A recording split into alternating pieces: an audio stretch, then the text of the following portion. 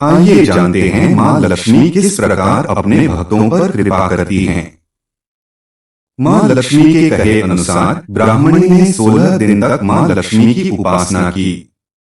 माँ लक्ष्मी ने फिर उस ब्राह्मणी को आशीर्वाद दिया और उसके घर में निवास किया। तभी से जो व्यक्ति भाद्रपद महीने में महालक्ष्मी की इन 16 दिनों तक उपासना करता है, माँ लक्ष्मी उससे प्रसन्न होकर उसे सुख समृद्धि का आशीर्वाद देती हैं। महालक्ष्मी व्रत भाद्रपद माह में रखा जाता है। यह 16 दिनों तक चलता है। इस बार महालक्ष्मी व्रत की शुरुआत 22 सितंबर से हो रही है और अगले 16 दिनों तक यानी 4 अक्टूबर तक रहेगा।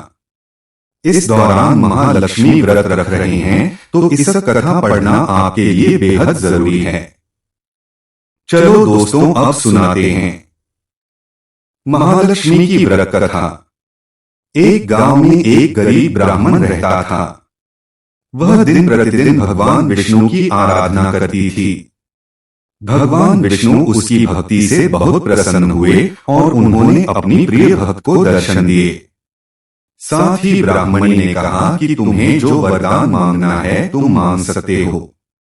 जब ब्राह्मणी ने इच्छा जाहिर करते हुए कहा कि वह चाहती है कि उसके घर में मां लक्ष्मी का वास हो जाए। इसके बाद भगवान विष्णु ने उस ब्राह्मणी को अपने घर में मां लक्ष्मी को बुलाने की तरीका बताया।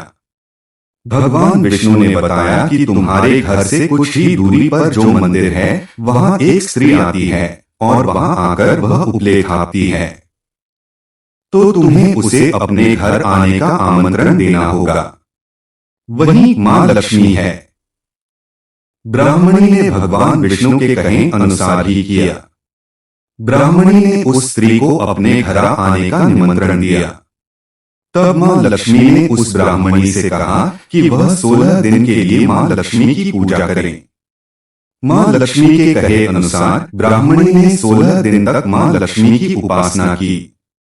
मां लक्ष्मी ने फिर उस ब्राह्मणी को आशीर्वाद दिया और उसके घर में निवास किया। तभी से जो व्यक्ति भाद्रपद महीने में महालक्ष्मी की इन 16 दिनों तक उपासना करता है, मां लक्ष्मी उससे प्रसन्न होकर उसे सुख समृद्धि का आशीर्वाद देती हैं। महालक्ष्मी व्रत पूजा विधि। सबसे पहले एक चौकी पर मां लक्ष्मी और भगवान गणेश की मूर्ति की स्थापना करें। ध्यान रखें कि मूर्ति का मुख पूर्व या पश्चिम दिशा में रखें। इसके बाद थोड़ा से चावल डालकर लक्ष्मी जी के पास कलश की स्थापना करें। कलश के ऊपर एक नारियल में कपड़ा बांधकर रखें। इसके बाद गणेश जी की और चावल की 16 ढेरियां बनाएं।